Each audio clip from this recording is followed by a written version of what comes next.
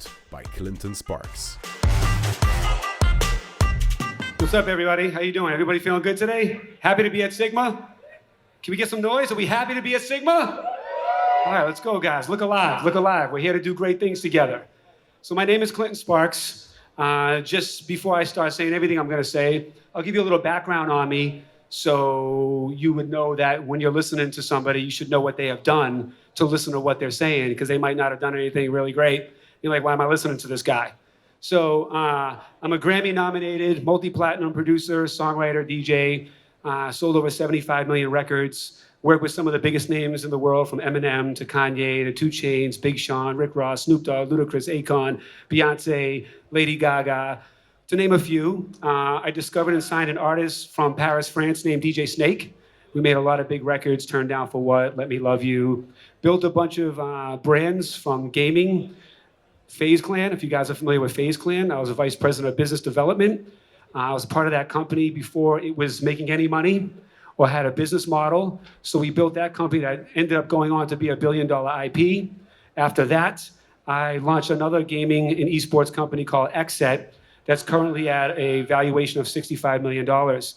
And when I went into these companies, I went into them to try to create something different and new. And I'm going to get into that in a minute.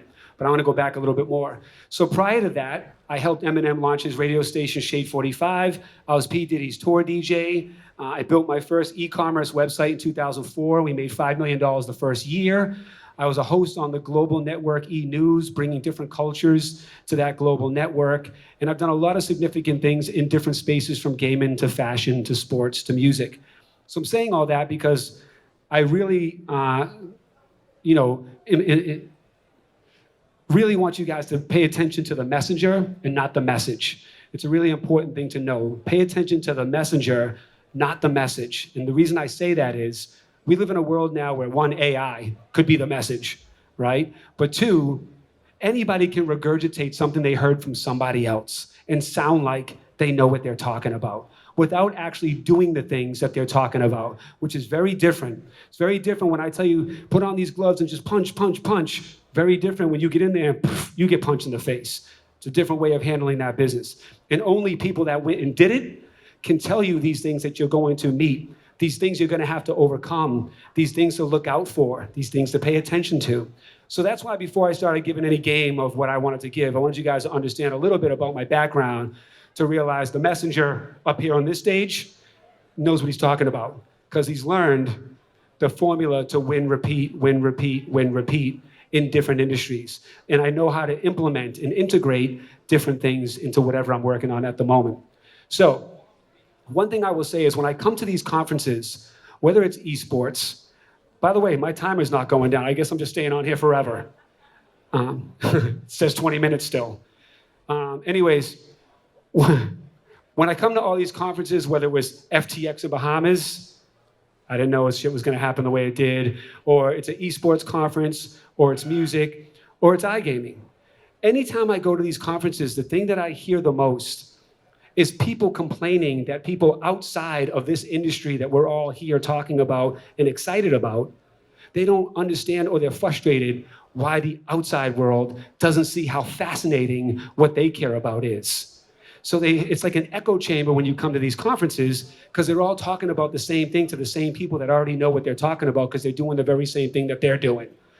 And that's not how you're going to build an audience. It's not how you're going to expand your business. It's not how you're going to increase the revenue. The way you're going to do that, and the only way you'll be able to build your audience, increase your revenue, and grow your business is to grow past your target market. And the only way you can grow past your target market is if you learn to market to a new target. And most people don't do that. They're trying to steal that guy's audience. They're trying to do what they're doing. They're like, how can we get, the same stuff they're going on over here? Don't. That's their audience. What we're doing here, or what people are doing here, everybody that's involved with this, or everybody that wants to gamble online or get involved with the things and the offerings that most of the companies here offer, they already know, and they already do that stuff. So they're familiar with what offerings are out there right now. There are way more people that don't know what you're doing or don't know about this industry or don't know how to get involved than there are the people that are in it. So why keep chasing the people that are already in it? If your product and your company and your leaders are that great at building what you've already built and you're trying to expand it and grow, you have to be equally great at learning what you don't know. And what you don't know is how to build that audience past what you know. And it becomes difficult because a lot of people that run companies or build companies and it's doing well in the space that it's doing, but you're trying to do it better, they don't know what they don't know. But a lot of times, because the success they're having now or some prior success they may have had, they're not willing to listen or be open-minded to other people that can tell them how to do that, especially if in their mind, they don't feel they've had the same success they've had. So they're thinking, what do you know about this? Look what I built. I did this thing this time and now I'm doing this thing. What are you telling me that I don't already know? You work for me. I'm the guy on the top, right? And one of the ways that the only way you can expand is by listening. That's the only way you'll grow. And a lot of companies, if there's any leaders here, is anybody here that owns a company or runs a company, head of a department? Anybody here? No, kind of, sort of? Yeah? All right. Do you have employees that you hire that you listen to or go and sit down and say, tell me what you guys are hearing, tell me what you guys think we're doing wrong? That's a good leader. Most leaders don't, right? Most companies don't. They keep trying to follow what that successful company is doing. What are they doing over there? And like what might work for one company doesn't work for another company. It could be regions. It could be your marketing. It could be your offerings. Like you're focusing on the wrong thing. You're looking at the money and the audience. But there's way more money and there's way more audience than the ones that already exist at the person you're trying to emulate. They got their audience already. You need to find your audience. And your audience exists if you create something different, new, and unique to them. How do you do that? I hear companies all the time say, we want to connect to culture. How do we become more culturally relevant, right? And usually that culture means diverse, people that aren't connected to this already. Well, the only way you can do that is to understand how to connect to those cultures. And most people don't. And the easy way to do that is to understand them, to listen to them. What do they care about? Why do they care about it? What are they listening to? Why are they listening to it? What are they watching? What are they doing? Instead of just saying, hey guys, look over here. Look what we have. This thing is so awesome. You should love this because I'm telling you you should. As opposed to, man, we have this amazing product and all these people that have no idea about this product, how it works, why it could be entertaining or enriching for their life. You have to go and see what they're currently doing or what they care about, and then figure out a way to integrate your business with that in an authentic way. Because especially nowadays, everybody can smell bullshit, right? So when you're doing stuff just to be transactional, we know what you're doing. And we ain't rocking with you guys because all you want is my money. What are you doing for me? And of course, as a business, of course, that's the bottom line. You want to get as many depositors as possible. You want to make as much money as possible. You want to raise the revenue and make the investors happy. Of course, that always has to be, as a leader and a business owner, that's always got to be part of the agenda, right? But how are you going to do that is the things that I'm saying. It's not going to be just trying to force feed something to somebody else. It's not going to like, all right, how do we figure out how to make more money? Because you know where the money comes from? People. So if you care about people, then you should be sitting here thinking about how do we connect with more people? And there's a difference from connecting and transacting. And people, just because you transact doesn't mean you have a connection or loyalty or an allegiance to your brand. As long as they're making money or doing whatever, they're not going to ride with you to the end. But if you have a connection with these people and they got a love for you because of how you operate, because of how you think, because they know you care about them, they're going to, when you go through tough times, things aren't working right, the next product you put out wasn't as cracking as the last one, they're going to still ride with you because they know you're there for them and that's why they're there for you.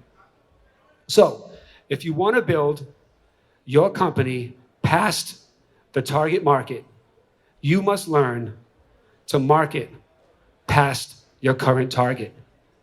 And what does that mean? Everybody right now is at events like this looking for people that are already doing what you want them to do. You need to go and find a new audience. That is the number one thing that I stress to a lot of companies. Like when I'm in esports and in gaming companies, and I go out into the world, most people that aren't really indoctrinated in that world, they don't know the difference from esports or gaming. When you tell somebody I'm part of a gaming company, they're like, "Oh, what does that mean? You make games? You guys, you play games? You develop games?" Big shout out to the boss man, Iman. Let's go, get familiar. So what I just told them, Iman, was if you want to learn how to grow past your target market, you must learn how to market to a new target. So back to my point, people didn't understand the difference from gaming and esports. So when you have a company like all the companies here, people look at casinos or gambling, if you're not a gambler, as like a dirty word, or like almost like doing drugs. Like, oh, it's gonna end up going downhill. You're gonna lose all your money. Oh, no. And there's a healthy, great way to be in this industry and be on an online casino or gamble without becoming a derelict, right? It gets this connotation that, oh, you're a gambler. The average person that's not in this space will look at someone that gambles as, oh, he's a gambler. He probably spends all his money on gambling, right? Am I right? I see some people shaking their heads. And that's the difficulty with coming out saying this is what we do. So instead of saying this is what we do, you have to figure out new words and new ways to get people familiar with this industry in a way, like I was saying, connects to what they care about. How do you do that? You care about what they care about. Everybody cares about money. Everybody cares about winning. And those are the things that you guys can provide. But when you say it in a way that doesn't connect or relate or make them feel safe or make them feel cool or make them feel anything other than like, I'm just going to go lose all my money. I'm not going to do that, right? It changes the whole dynamics of how you're selling, how you're building. So when I was building FaZe Clan or XSET, I didn't go out and say, oh, I own an esports company, because I know 99% of the world doesn't even know what esports is. They don't know how much money you can make there. They don't know its structure. They go, oh, you do e-gaming? I'm like, no, dude, it's not e-gaming, right? But then you have to sit there and explain it. So instead, we came up with the term gaming lifestyle brand. It's easier because you hear the word lifestyle. So when I'm talking to the cool crowd of influencers or rappers or athletes or people not familiar or fluent in esports and gaming, right away the word lifestyle or culture makes you say, oh, what is that? Now they want to know what you're doing. So then what I would do is I would bring in Pitbull or Offset or Sway Lee or Ezekiel Elliott or these athletes in rappers into this space that I know a lot of people that are not familiar with can make a career in, can have success, can be entertained, can build camaraderie. There's a lot of benefits to gaming and esports, but you'll never know if you're not indoctrinated into it. And you'll never be indoctrinated into it if it's not speaking a language that you care about or doing something of interest to you. So the power of getting something interested in what you're doing is going back to understanding what interests them.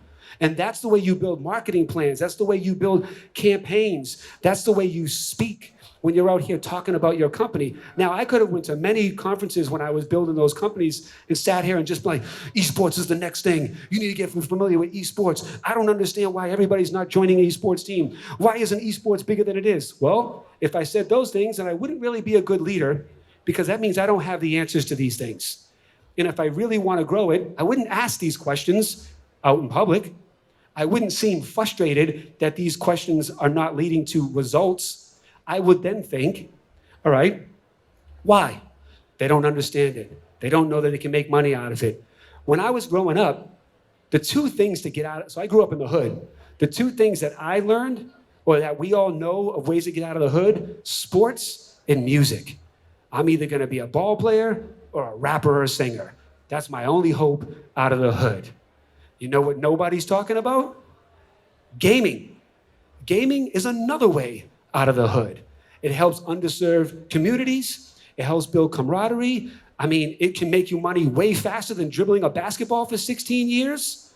But nobody's really talking about this or connecting it. Even just that line, me say, if I go to somebody that doesn't know gaming or esports, and this has already worked, it's why I've been successful so far in gaming, because I go and I tell them that, man, what are the two things you think about when trying to get out of the hood or be successful? I don't know, become a basketball player or an artist? Right. How about a gamer? How about sitting down playing Call of Duty or 2K that you already do, but make a living out of it, build a career out of it? Hell yeah, how do you do that? Let me explain to you what gaming and esports is. Opens the door to the conversation because I talked about something that excites them. And they also know that I know how they think, right? So when I'm sitting there saying, what are these things? What is that, right? They're like, oh, he knows what he's talking about, right? So if you're not doing these things or understanding how to do these things to evolve, to grow your company, to expand your market share, then you got to find the right people that can help you do it. And a lot of people, bosses, which it doesn't seem like there's many owners of companies that are in the position I'm saying now, maybe there's more people what I'm about to say, there are legions of people that know what you're supposed to be doing, and the top doesn't listen, right? They don't listen. They think they know. So it stunts their growth, and they get frustrated. Companies close down. Leaders get fired. People don't believe in it anymore. They go somewhere else where they feel wanted, where they feel respected, where they feel a connection, where they feel like they're being cared for. There's a zillion of these companies. There's a zillion of every company out in the world. What makes people at the top? Why do we know the top? Cellular, wireless phones? Because they understand how to tap into the psyche of the audience that they're trying to go after. And they think about campaigns and ways to get an audience that those guys aren't going to leave them to come to me. So I got to go after another audience that's not going to them and make them understand what we do that's different and better and why you should come with us. So overall, I got 3 minutes left. The number one thing is learning how to speak to a different audience. And it might sound easier said than done, but that all comes back to caring. You have to actually care. It's not a publicity stunt. It's not a marketing ploy. It's not a strategy like, how do we make these people just buy more shit from us even though we don't really give a shit about them? So it's not how it works. It doesn't work in any business. It doesn't even work in personal relationships. People can feel we're smarter now. The world is smarter. People know when you're full of shit. People know when your company just wants your money. We know it, we feel it, we smell it. You guys suck, so we're not coming there.